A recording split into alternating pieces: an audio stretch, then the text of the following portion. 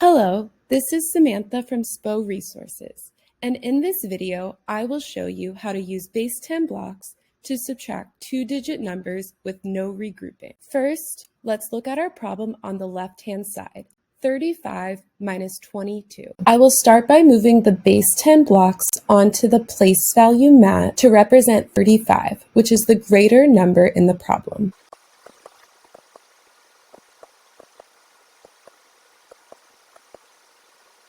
Now that I have shown 35 on the place value mat, I will use the takeaway marks to represent subtracting 22.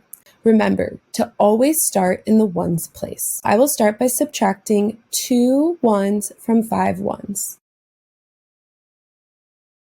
I am left with 3 ones. I will type 3 ones in the box. Next, I will subtract my tens place. I need to take away 2 tens from 3 tens.